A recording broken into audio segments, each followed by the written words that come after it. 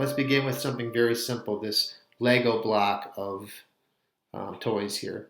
What is the volume or the amount of space being taken up by this toy?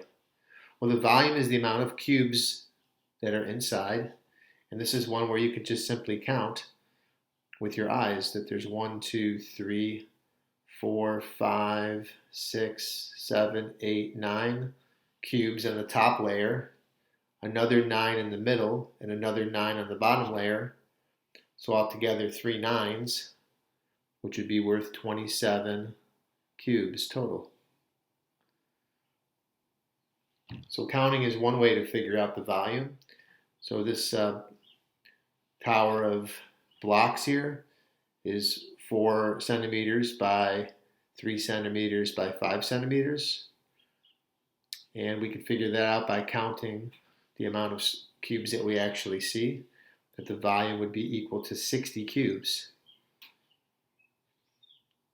And we can do that exactly the same way, that there are 3, 6, 9, 12 cubes in the top layer, and another 12 here, and another 12 here, and another 12 here, and another 12 here, which all together adds up to 60 cubes of space. Now you might know a shortcut to figure out that volume by using a formula.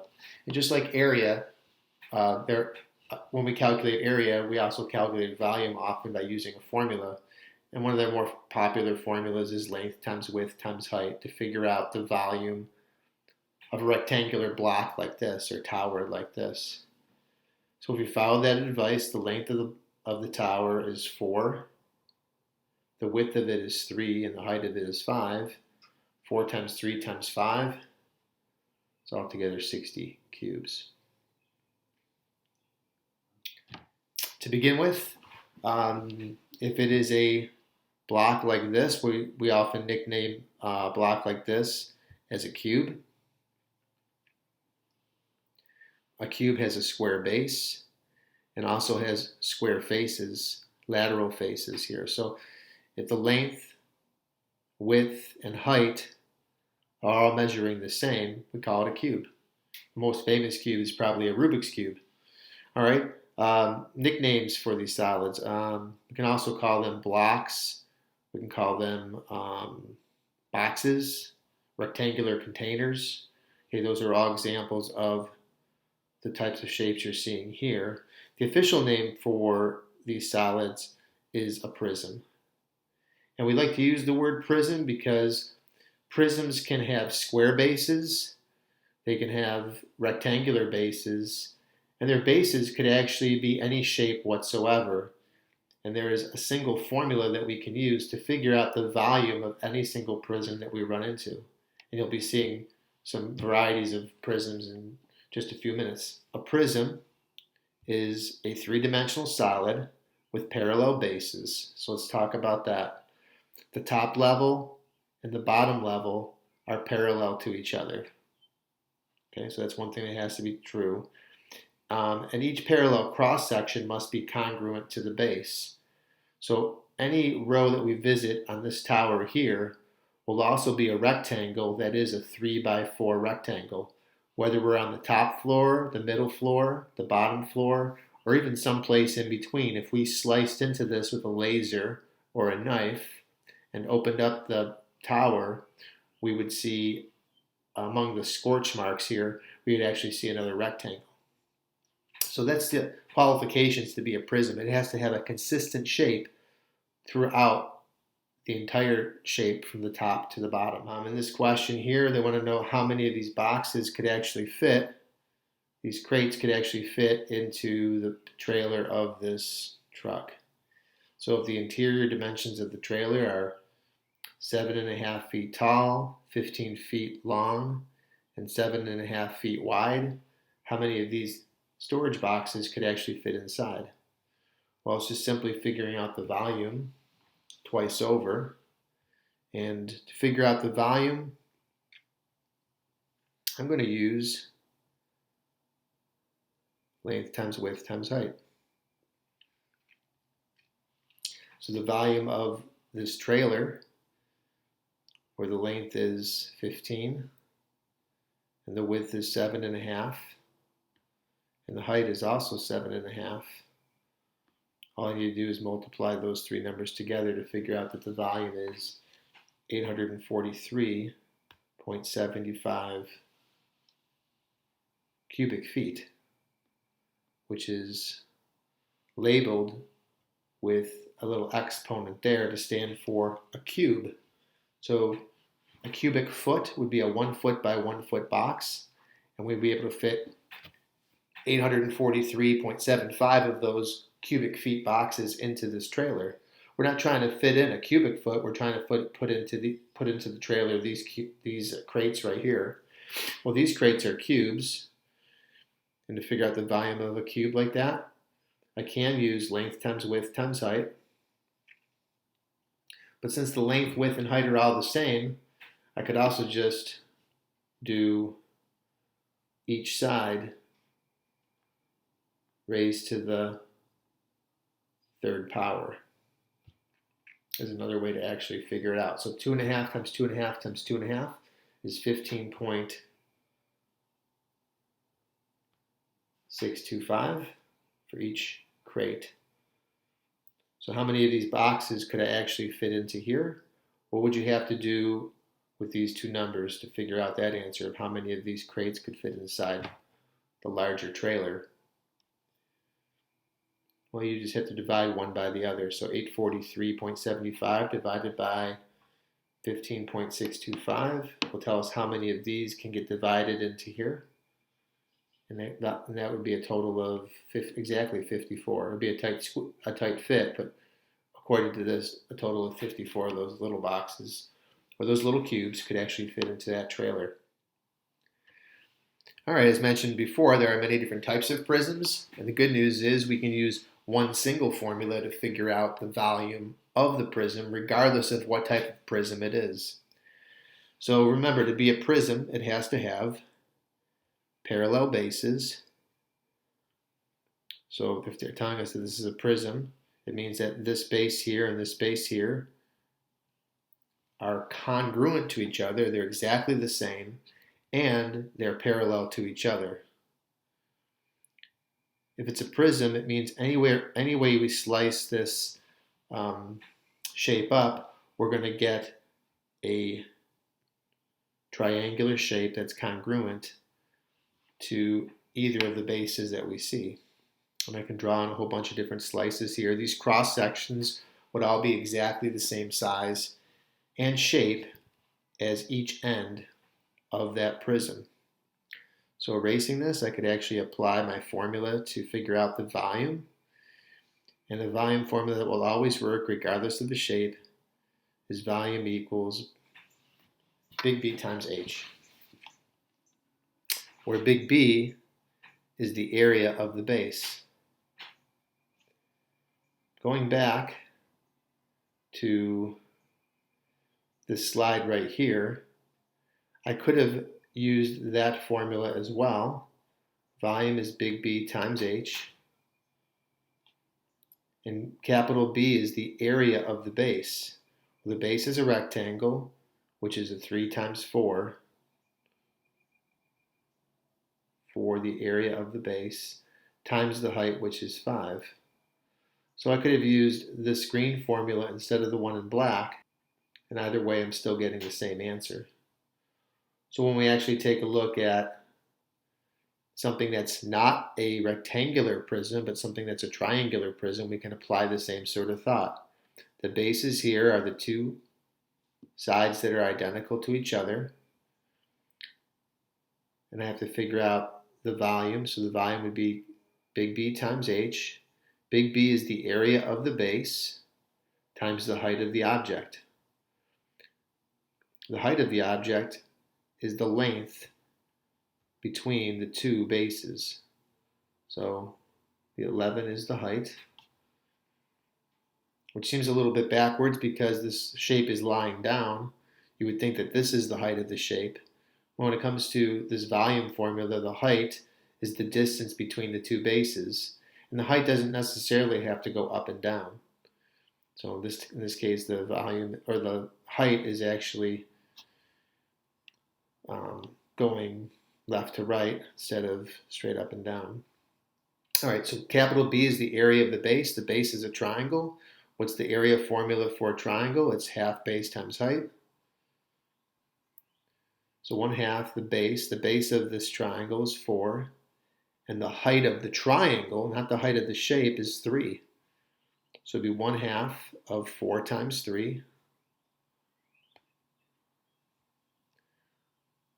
which will give me my total area, or my total area of the base. Half of 4 is 2. 2 times 3 is 6. So the area of the base is 6. The height of the object is 11. So the total volume would be equal to 66 cubic centimeters, which you could think of as placing teeny tiny cubes that are 1 centimeter by 1 centimeter by 1 centimeter large. There would be a total of 66 of those that could actually fit inside. Well, we're just starting off looking at these formulas. Let's practice a few more. This block of cheese is also an example of a prism. We have to figure out what side is our base. If we're going to use the volume formula, volume equals big B times H. So capital B represents the area of the base. And the base is the surface or side that is repeated later on in the shape. So this top of the block of cheese is identical to the bottom of it, which is, of course, hidden by the fact that there's cheese in the way. But we've got two parallel bases to each other. If you can visualize that, those two surfaces there are our bases. Let me erase that because it's just in the way. So I need to figure out the volume of that block of cheese. To figure that out, I need to multiply the area of the base times the height of the shape. Well, the height connects the bases together, so the height is 3. And to figure out the area, it's 1/2 base times height. So looking at my base is a triangle. The base of my base would be 6, and the height of my base would be 12.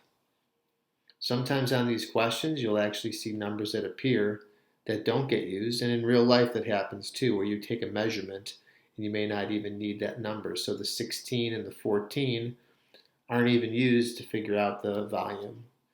All we need to do is figure out the area of the base, which would be 1/2 of 6 times 12, and multiply it by the height of the shape.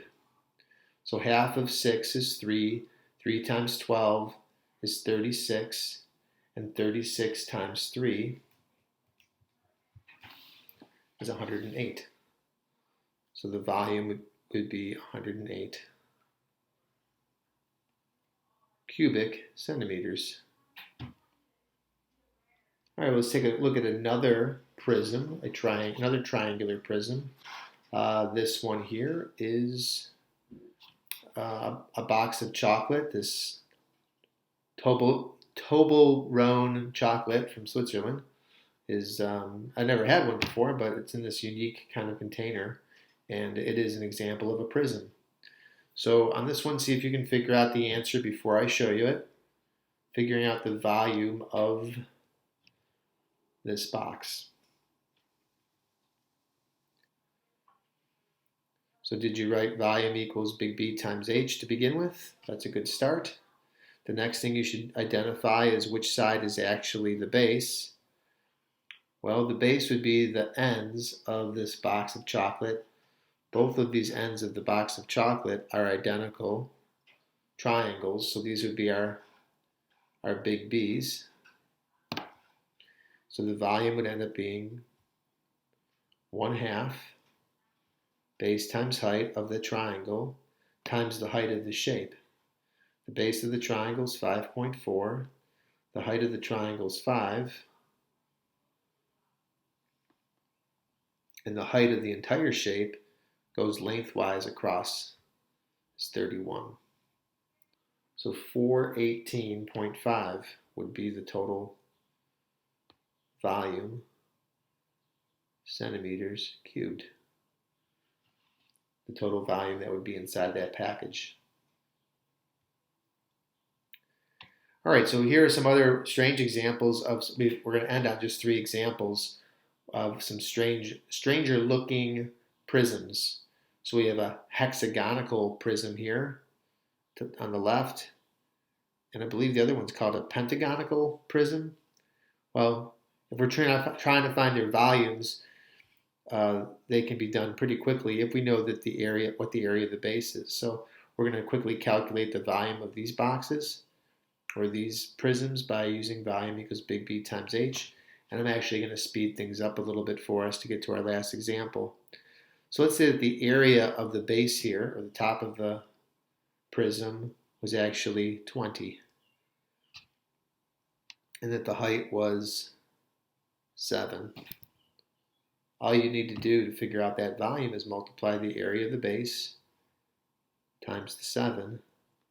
We have 140 cubic units inside that block right there, that prism. And the same thing applies for a strange shape like this. As long as the bases are identical to each other, and anytime we carve into the shape, if you actually took a knife and sliced into the shape and opened it up, you would actually see a star. As long as you cut it parallel to the bases.